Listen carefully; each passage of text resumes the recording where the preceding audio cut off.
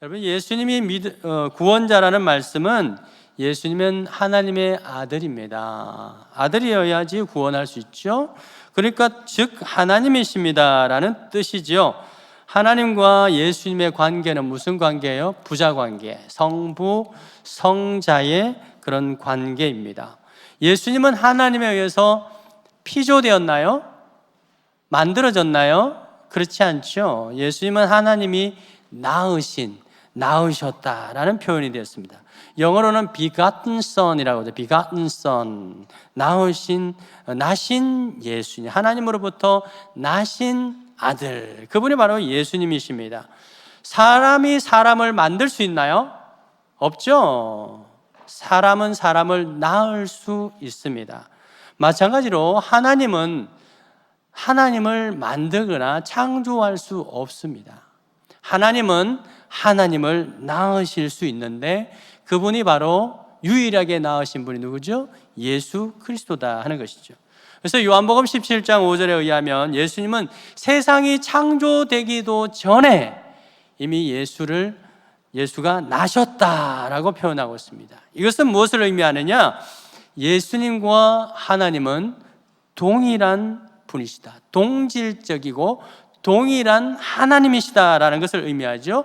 왜? 하나님으로부터 만들어진 것이 아니라 나신 분이기 때문에 그렇습니다.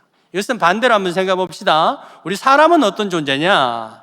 사람은요, 하나님의 형상대로 가장 하나님을 닮은 존재입니다. 하지만 하나님과 같을 수는 없는 존재가 또한 사람입니다. 왜 그러냐? 하나님은 사람을 낳으신 게 아니라 어떻게요? 창조하시고, 하나님은 사람을 낳은 게 아니라 만드셨기 때문에 그렇죠. 여러분, 이러한 사실은 뭘 통해서 또 알 수 있느냐? 예수께서 육신으로 오실 때, 이 땅에 오실 때 동정녀 마리아의 몸을 빌어서 나신 것을 통해서도 알 수 있습니다. 만약 예수께서 요셉과 마리아 사이의 관계 속에서, 오늘 우리 유아세를 받은 아이들처럼 엄마와 그 아빠 사이에서 나온 자녀라면 예수님은 사람이어야 합니다. 그렇죠? 사람은 사람만 낳을 수 있습니다. 하나님을 낳을 수 없기 때문이죠. 그런데 예수님은 요셉이 아니라 누구의? 성령에 의해서 잉태되었죠. 그렇죠? 성령으로 잉태되었습니다. 그렇기 때문에 예수님은 하나님이 낳으신 아들이 되는 거죠. 그 여인의 몸을 빌어서 나온 것입니다. 이것을 의미하는 예수님을 향한 칭호가 뭐냐? 따라합시다. 인자하다는 뜻이 아니라 사람의 아들, Son of Man, 인자라는 뜻입니다. 그런데 이것이 구약 성경에는요, 오실 메시아를 예언할 때 인자라는 표현을 많이 썼었어요. 특별히 예언자 에스겔을 97번이나 인자라고 부르는데요, 그건 뭐냐면 이런 하나님의 영으로 충만해진 그 에스겔을 오실 메시아로 예표하는 인물로 묘사하려고 하는 그 의도로서 에스겔을 인자라고 부르고 있었던 것입니다. 에스겔과 동시대에 살았던 그 다니엘은 환상 속에서 진짜 인자를 보게 됩니다. 다니엘서 7장 13절에 환상 중에 보니 인자 같은 인자도 아니고 사람의 아들과 같은 이가 구름 타고 왔는데 옛적부터 항상 계신 그 하나님 아버지에게로 나아갔다라고 되어 있죠. 다니엘서 10장 16절에 보면 또 같은 표현이 있죠. 인자와 같은 이라고 되어 있습니다. 이 표현은 오실 메시아 예수를 가리키기에 매우 적절한 표현입니다. 왜냐? 이 표현은 뭐냐면 사람의 모습은 하고 있지만 완전한 하나님이시다라는 것을 가리키는 표현이 바로 인자이기 때문에 그렇습니다. 여러분 생각해 보십시오. 만약 예수님이 진짜 단지 사람이라고 한다면 굳이 사람의 아들, 인자라는 호칭을 사용할 필요가 있을까요? 없습니다. 단지 당연한 사실에 대해서는 굳이 우리가 강조해서 표현하지 않죠. 여러분들은 여러분 자신을 소개할 때 저는 사람의 아들로 태어난 사람인데요, 이름은 오원석입니다, 이렇게 표현하나요? 안 하죠. 그럼 사람 당연하니까. 우리 중에 사람의 아들이 아닌 사람이 있나요, 혹시? 예? 없죠. 요즘은 사람도 개와 고양이를 낳는데요. 그래서 집에서 개와 고양이도 자식으로 대하는데, 그래도 자식처럼 대하는 거지 그 애를 자식이라고 하나요?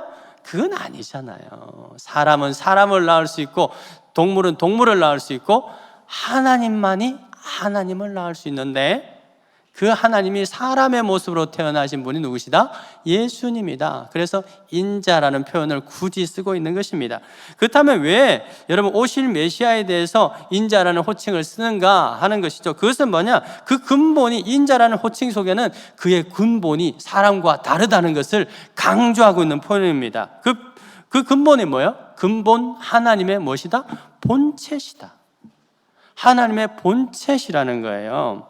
그런데 하나님과 동등되기를 잠시 보류하고 계시는 것입니다. 자막 치워주시고, 보류하고 계시고 사람과 같이 되었다 하는 것이죠.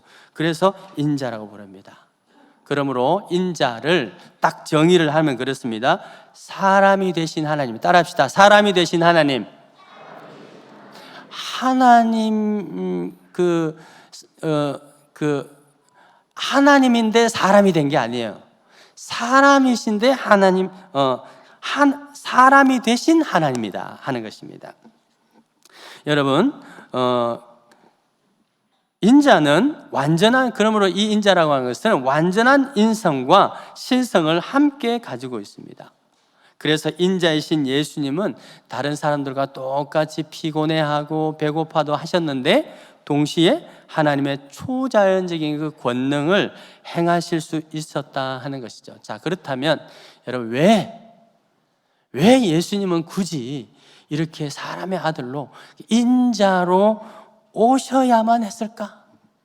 하나님께서 왜 육신을 입고 이 땅에 어린아이로 또 장성해서 십자가에 죽으시는 그런 일들이 있어야만 했을까? 도대체 그 이유가 뭔가? 그냥 하나님으로 계시면 되지 왜 굳이 사람의 아들 인자로 오셔야만 했는가? 이것에 대해서는 예전에도 한번 설명을 드렸습니다만은, 제가 최근에 C.S. 루이스를 좀 깊이 또 공부하면서 또 다른 접근을 저에게 이분이 하셨는데, 참 논리적 설명이 유용해서 여러분들에게 함께 소개를 하면서 나누려고 합니다. C.S. 루이스는 뭐냐? 예수께서 인간에게 영원한 생명을 전념시키기 위해서 인자로 오셨다고 말합니다. 인간은 하나님의 형상으로 지음받았습니다. 그러나 우리 인간의 생물학적 생명의 이 목숨의 길이는 얼마나 되실까요? 혹시 지금 100살 넘으신 분 계십니까? 현재 이 자리는 없는 걸로 알고 있고 100살 거의 가까이 되신 분은 몇 분 계신 거 알고 있습니다. 평균 나이가 80에서 100살이죠. C.S. 루이스는 이 생명을 한번 따라해 볼까요? 비오스, 영어로는 마이오스라고 하는데요, 헬라어로는 또 라틴어 이런 것들은 비오스라고 해요. 따라합시다. 비오스, 생물학적 생명이다 하는 것이죠.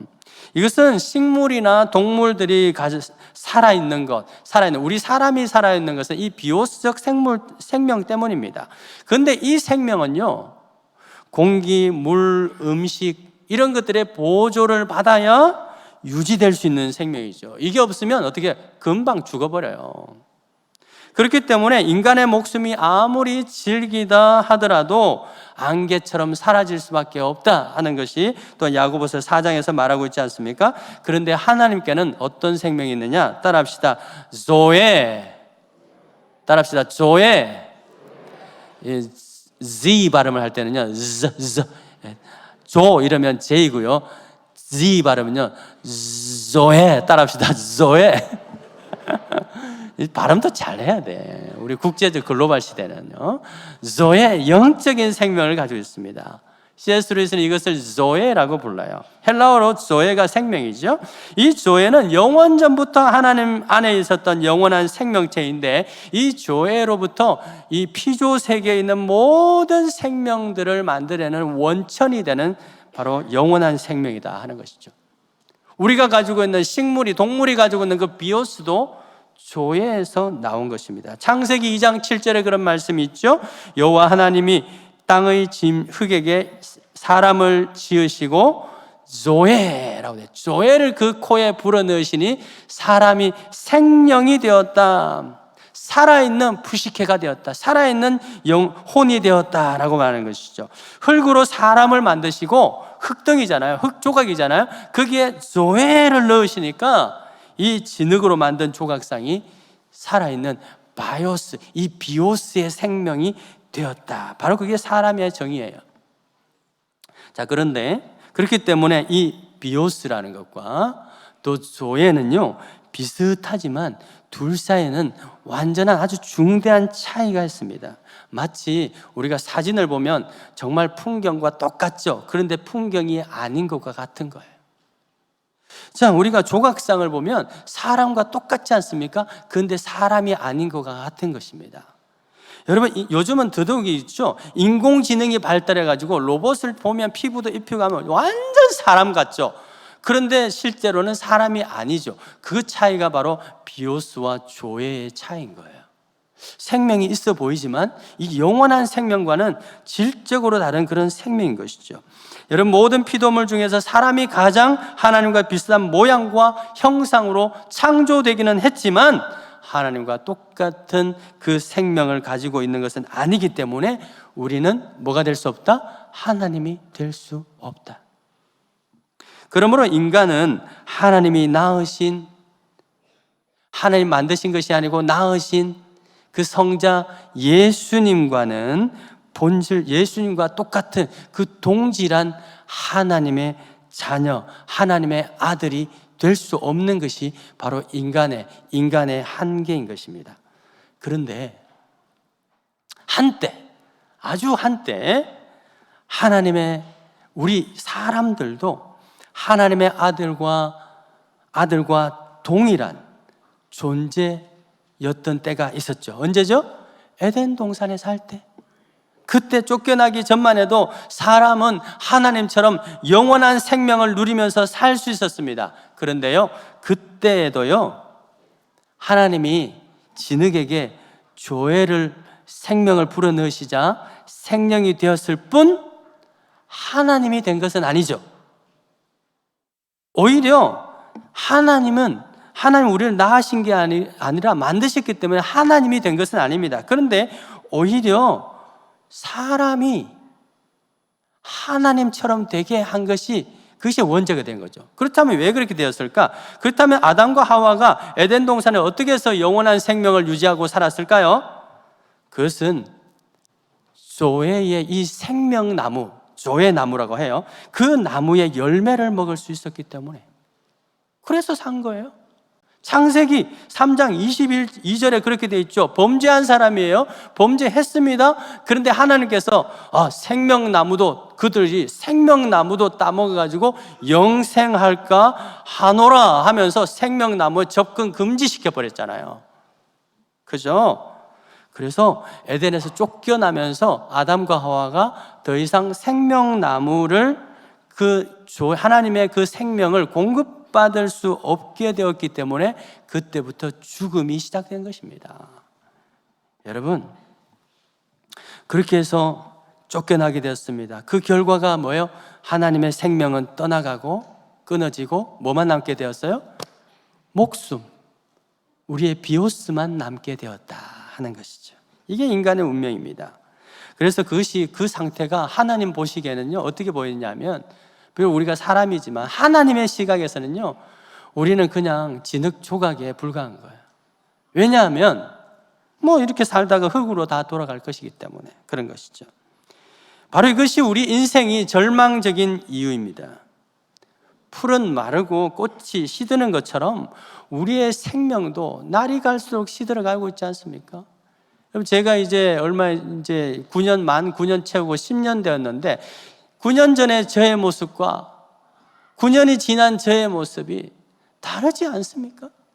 제가 9년 전에 영상을 보니까 정말 영하더만요. 영해요. 하물며 저도 시들어가는 거예요. 그게 뭐예요? 우리 비오스의 생명의 유한한 생명의 유한성인 것이죠. 그런데요, 하나님 우리에게 이 절망적인 인생 가운데 새 소망과 새 희망을 주시는데, 그건 뭐냐면 우리에게 비오스를 넘어 하나님의 생명, 그 조회를 가질 수 있는 길이 있다고 말합니다. 이것은 마치 뭐냐, 이 조각 석상이 사람으로 변한 것 같은 그런 기적이 오늘날 우리 가운데 일어날 수 있다는 것이죠. 그 길이 뭐예요? 따라합시다. 예수 그리스도. 그 길은 바로 예수 그리스도, 하나님의 아들, 그 예수 그리스도께 붙어 있는 것입니다. 요한일서 5장 12절에 말씀 보시면, 한 아들이 있는 자에게는 생명이 있고 아들이 없는 자에게는 조회가 없느니라 라고 말하고 있는 것입니다. 그러므로 우리가 누구든지 예수 그리스도를 우리 마음에 진심으로 받아들이면 우리가 조회를 가진 하나님의 아들로 다시 태어날 수 있는 것인데, 바로 그게 거듭남이다라는 것이에요. 예수 그리스도와의 감염될 때 그것이 바로 우리가 거듭난다는 것입니다. 이것은 뭐냐? 진짜 석상이요, 조각상이 사람으로 변화되는 것보다 더 위대한 변화인 거예요. 요한일서 2장 25절에 이렇게 말합니다. 예수께서 우리에게 약속하신 것이 뭐라고요? 영원한 조회니라. 그래서 바울은 고린도후서 4장 10절에 이런 고백을 하죠. 우리가 항상 예수의 죽음을 몸에 짊어짐은, 그러니까 죽어도 좋다는 거예요. 그건 뭐죠? 죽어도 좋은 이유는 뭐냐면 예수의 생명이 우리의 몸에 나타나게 하려 하심이라. 할렐루야. 이것이 수많은 순교자들이 가졌던 믿음인 것입니다. 이 비오스 좀 죽어도 괜찮아. 왜? 내 안에는 예수의 생명, 그 영원한 생명이 여전히 있기 때문에라는 것이죠. 그 생명이, 이 영원한 생명이 눈으로 나타나신 바 되어서 손으로 만질 수 있고 들을 수 있고 느낄 수 있게 된 분이 누구시라고 오늘 말씀하고 있나요? 예수 그리스도다. 이 영원한 생명, 조회를 가진 하나님의 아들 예수께서 비오스를 가진 그 인자의 모습으로 오신 이유, 그 이유가 뭘까요? 바로 그 당신 안에 있는 그 생명을 우리에게 감염시키기 위해서. 여러분, 우리는 그 어느 때보다 감염의 의미가 무엇인지를 잘 알고 있습니다. 나쁜 감염 말고 선한 감염, 생명의 감염인 것이죠. 그 감염을 제일 처음에 누구에게 시켰어요? 당신의 12 제자들에게. 그 제자들을 감염시켰습니다. 그래서 그들은 예수의 생명을 가진 자들로 다시 거듭나게 되었습니다. 사망에 있던 그 영혼이 생명으로 옮겨졌다는 거예요. 그래서 그 12 제자가 또 다른 제자들에게 감염시켰습니다. 속사도들이라고 하죠. 그 속사도들이 또 다른 제자들에게, 초대 교회들에게, 수많은 교회들에게 그렇게 해서 흘러가지고 감염되어 가지고 어떤 선교사님께서, 지난번에 말씀드린 우리 개신교회 토마스 선교사님께서 처음 오셔가지고 이 땅에 또한 감염시키게 되고, 아펜젤러 이런 분들이 다 오셔가지고 예수의 생명을 감염시켜가지고 지금 누구에게까지? 저와 여러분에게까지 감염된 줄 믿으십니까? 저의 그 생명이 감염된 것입니다. 그래서 우리는, 저와 여러분들은 예수 안에서 거듭난 생명이 된 거죠. 영원한 그 생명을 가지게 된 존재가 되었다는 것입니다. 여러분, 세례를 받는다는 것이 바로 이런 의미예요. 세례가 뭐죠? 물이잖아요. 이거 물. 이 물은 예수 그리스도의 그 생명을 상징합니다. 천주교에서는 아예 그거라고 말을 하죠. 근데 그건 성경적이지 않습니다. 이 상징합니다. 그러면 이 세례라고 하는 것은 이 비오스에서 이 조회의 생명으로 다시 태어나는 놀라운 기적의, 영적 기적의 사건인 것이죠. 이 부모가 어린아이를 세례받게 하는 것도 마찬가지입니다. 부모가 줄 수 있는 것은 뭘 줄 수 있어요? 그냥 비오스를 줄 수 있어요. 한평생 그냥 살아갈 수 있는 목숨만 줄 수 있는 것입니다. 아이가 태어났으니까. 그죠? 그런데 이 유아 세례는 뭐냐 하면, 내 몸에서 태어난 이 아이가 하나님의 자녀로 다시 태어나게 하는 예식인 것이에요. 할렐루야! 그러므로 이 아이는 지금부터 내 아이가 아니라 누구의 아이? 하나님의 아이. 유아 세례의 의미는 그거예요. 이제부터 이 아이는 영적으로 하나님의 생명으로 다시 태어났기 때문에 내 아이가 아니라 하나님의 아이로 믿어야 되는 것입니다. 그러니까 이 아이를 함부로 대하면 돼, 안 돼? 함부로 대하면 안 되는 거예요. 내 아이거든. 안 믿는 사람들은 내 자식 내 마음대로 안 돼, 네가 왜 그러잖아요. 그죠? 그런데 믿는 사람은 그런 게 아니에요. 내 아이가 아니라 누구의 아이? 하나님의 아이. 그러니까 존중해야 되죠. 그럼 내 아이니까 내 뜻대로 키우면 돼, 안 돼? 하나님의 아이로 키워야 되죠? 왜? 하나님의 아이니까. 하나님의 뜻대로 키워야 되는 것입니다. 우리 부모가 자녀를 양육하면서 정말 치열하게 싸웁니다. 저도 그것 때문에 좀 많이 다퉜던 것 같아요. 그런데 그 왜 그래요? 내 아이 내 뜻대로 한번 해보겠다. 아내는 엄마는 엄마대로, 아빠는 아빠대로. 그럴 때 어떻게 하면 화해가 될 수 있어요? 막 하다가도 우리 아이가 아니지, 하나님의 자녀지, 하나님의 뜻이 무엇인가 말씀을 보고 하나님의 뜻을 찾아갈 때 화해가 일어나게 되는 것입니다. 사랑하는 여러분, 에덴 동산에서 생명나무 열매를 먹었듯이 이 하나님의 조회를 날마다 공급하여 우리 아이들에게 공급해 줘야 되는 거예요. 예수님과 늘 붙어서 살도록 지도해야 되는 것입니다. 우리 저와 여러분들도 마찬가지입니다. 생명의 말씀을, 그죠? 사도행전 5장 20절에 표현 보면 생명의 말씀, 이 조회의 말씀을 날마다 먹어야 된다고요. 귀로 먹고 눈으로 먹고 입으로 먹고. 이 장애를 가진 분은 또 손가락 끝으로 먹잖아요. 손가락 끝으로, 이렇게 점자로 손가락 끝으로 먹고, 그렇게 하지 않습니까? 사랑하는 여러분, 하나님의 아들이신 예수께서 왜 인자로 오셔야 되느냐? 저와 여러분들에게 영원한 생명을 주시기 위함인 줄 믿으시길 바랍니다. 바로 이것이 우리가 성탄절을 기뻐해야 되는 유일한 이유입니다. 비오스의 생명이 새로 태어나도 기쁜 일이죠. 우리 아이가 6개월 전에 태어났을 때 얼마나 기뻤을까요? 그것도 기쁜 일인데, 이 영원한 생명을 주시기 위하여 인자로 오신 그 예수님의 탄생을 우리가 어찌 기뻐하지 않을 수 있겠냐 하는 것입니다. 그래서 오늘 우리는요, 이렇게 인사를 하죠. 서로 인사하실까요? 메리 크리스마스. 예수 크리스마스.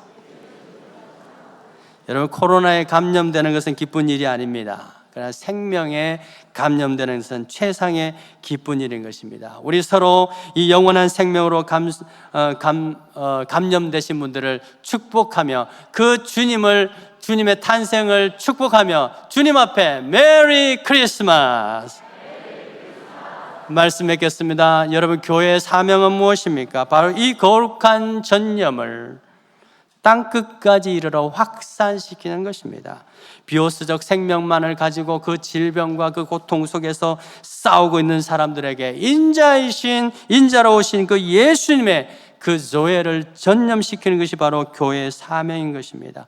오늘 드려지는 이 찬양을 통해서 여러분 안에 있는 영원한 생명이 더욱더 왕성하게 기쁘게 일어나게 되는 성령의 은혜가 있기를 주로 축복합니다.